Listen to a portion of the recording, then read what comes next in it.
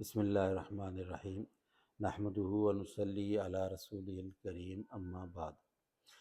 آج کا ہمارا عنوان ہے میتہ، یعنی مردار کے بارے میں شرعی حکم۔ مردار کیا ہے اور مردار کے بارے میں حکم شرعی کیا ہے؟ سب سے پہلے مردار کسے کہیں گے؟ وہ جانور جو اپنی طبعی موت مر گیا ہو، حلال جانور جسے عام طور پر ہم لوگ ذبح کرتے ہیں، اسے ذبح نہیں کیا بلکہ وہ مر گیا یا مار دیا گیا کسی چوٹ کے ذریعے یا ڈنڈے کے ذریعے یا کسی پتھر کے ذریعے، یا وہ گر کے مر گیا، یعنی اپنی طبعی موت مرا یا مار دیا گیا، ذبح نہیں کیا گیا، تو ایسا جانور مردہ کہلاتا ہے، مردار کہلاتا ہے۔ اور اس کے بارے میں قرآن پاک میں سورہ بقرہ کی آیت نمبر 173 میں واضح طور پر اس کو حرام قرار دیا گیا ہے۔ انما حرم علیکم المیتۃ، بے شک حرام کر دیا گیا تمہارے لیے مردار، والدم اور خون، ولحم الخنزیر اور خنزیر کا گوشت، وما اہل بہ لغیر اللہ، اور جس جانور پر اللہ کے ما سوا کا نام لے کر کے ذبح کیا گیا وہ بھی حرام کیا گیا ہے۔ تو یہ چار چیزیں جن میں سے آج کا جو ہمارا عنوان ہے وہ ہے میتہ، سب سے پہلا۔ اس کے بعد باقی چیزوں کا ذکر انشاءاللہ بعد میں کریں گے۔ میتہ کے بارے میں یعنی مردار کے بارے میں چند مسائل ہیں، ان کو سمجھنا ضروری ہے۔ سب سے پہلا مسئلہ یہ ہے کہ عام الفاظ تو یہ ہیں کہ مردار حرام ہے، لیکن تخصیص جو ہے وہ احادیث مطہرہ سے ہوتی ہے، اور قرآن پاک کی آیت میں بھی ہے احل لکم صید البحر وطعامہ متاعا لکم۔ اللہ تعالیٰ نے دوسری جگہ کہا ہے کہ سمندری جو جانور یعنی مچھلی ہے وہ تمہارے لیے حلال کر دی گئی ہے۔ اور حدیث پاک میں بھی آتا ہے کہ دو چیزیں بغیر ذبح کے بھی اگر یعنی دو مردار ایسے ہیں جو حلال کیے گئے ہیں، ایک مچھلی اور دوسرا ٹڈی۔ یہ اس کا حدیث سے صحیحہ میں ذکر موجود ہے۔ دونوں ایسے مردار ہیں، یعنی ان کو ذبح کرنا ضروری نہیں ہے۔ اگر یہ طبی موت بھی مر جاتے ہیں یا کسی چوٹ سے بھی مر جاتے ہیں تو ان کا کھانا حلال ہے۔ اور یہ باقی رہا زمینی جو جانور شکار کے ذریعے سے ہم حاصل کرتے ہیں، جو ذبح جن کا کرنا ممکن نہیں ہے، تو اس میں بھی حکم یہ ہے کہ ایسا تیز دھار والا تیر یا آلہ کوئی ایسا مارا جائے جس پہ بسم اللہ پڑھ کر کے پھینکا جائے، اور اس سے اگر وہ مر جاتا ہے تو وہ بھی مردار نہیں ہے بلکہ حلال ہے۔ ہاں البتہ اگر کسی نے بندوق کی گولی سے اگر کسی کو مارا اور وہ جانور مر گیا تو وہ مردار ہے۔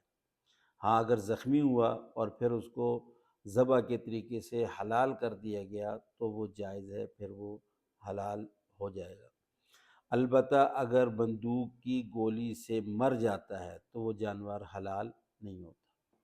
اسی طرح اب یہ مسئلہ بھی یاد رکھنا ہے کہ اگر کوئی جانور جو کہ مردار ہو گیا ہے تو اب اس کا گوشت کھانا جو ہے، جو کھانے کی چیز ہے، اس کی تخصیص قرآن پاک میں موجود ہے۔ الا طاعم یطعمہ کے الفاظ ہیں کہ اس کا صرف گوشت حرام ہے، اور جب وہ گوشت کھانا اپنے لیے حرام ہے تو اس سے یہ مسئلہ بھی ظاہر ہوتا ہے کہ باقی جو چیزیں اس کی ہیں، یعنی ہڈی ہے، کھال ہے، بال ہیں، وہ حرام نہیں ہیں، ان کو استعمال کیا جا سکتا ہے، ان سے فائدہ حاصل کیا جا سکتا ہے۔ کھال پر چونکہ خون وغیرہ لگا ہوتا ہے تو وہ بغیر دباغت کے دباغت دی جاتی ہے، اس سے وہ حلال ہو جاتی ہے۔ اس طرح بال جو ہے وہ صاف ہیں اگر تو وہ بھی بیچے جا سکتے ہیں، خریدے جا سکتے ہیں، اگر اس سے کوئی چیز بنائی جائے تو بنائی جا سکتی ہے۔ اسی طرح ہڈیوں کا بیچنا، خرید و فروخت کرنا یا ان سے کچھ چیزیں بنانا اور ان سے فائدہ حاصل کرنا یہ جائز ہے۔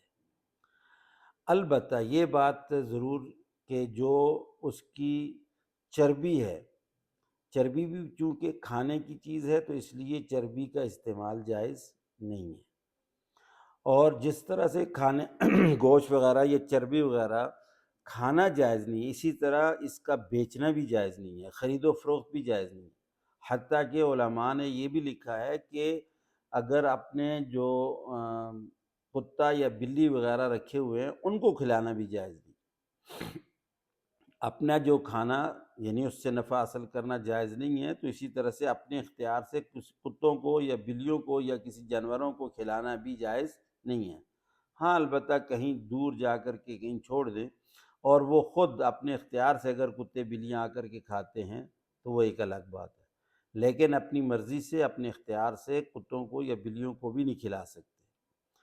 اور اسی طرح سے جو چیزیں مارکیٹ سے بن کر کے آتی ہیں جن میں غیر مسلم جو چیزیں بناتے ہیں اور ان میں اگر کوئی جانوروں کی چربی یا جانوروں کا گوشت وغیرہ استعمال ہوا ہے تو اس میں علماء نے لکھا ہے کہ احتیاط ضروری ہے۔ اگر غیر مسلموں کی پروڈکٹس ہیں تو اس میں احتیاط ضروری ہے کہ وہ نہ لی جائیں، کیونکہ مسلمان اگر احتیاط کرتا ہے کہ وہ چربی استعمال نہیں کرے گا تو غیر مسلم سے کوئی توقع نہیں کی جا سکتی۔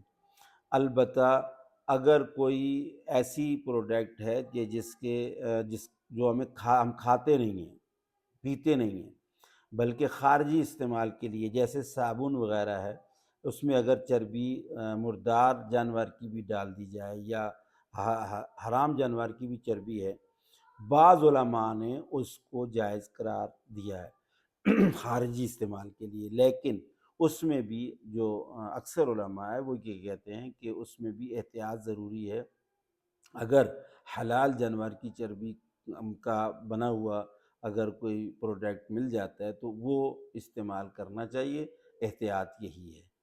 باقی حرام جانور کے پروڈکٹس جو جن کے کھانے پینے کے اجزاء اس میں شامل کیے جاتے ہیں، کھانے پینے کے لیے جو ہم چیزیں لیتے ہیں، تو وہ اگر شک بھی ہو کہ یہ اس میں کوئی مردار یا حرام جانور کا گوشت یا چربی یا کوئی اس طرح کے اجزاء شامل کیے گئے ہیں تو اس سے احتیاط کرنی چاہیے، اس کو چھوڑ دینا چاہیے، کیونکہ حلال اور حرام کی تمیز یہ بہت ضروری ہے۔ حرام کھانے سے انسان کو نیک اعمال کی توفیق نہیں ملتی اور حلال کھانے سے برے اعمال کی طرف انسان نہیں جاتا بلکہ صحیح کام کرتا ہے۔ تو اس لیے حلال اور حرام کی تمیز کرنا نہایت ہی ضروری ہے۔ اللہ تعالی ہمیں عمل کی توفیق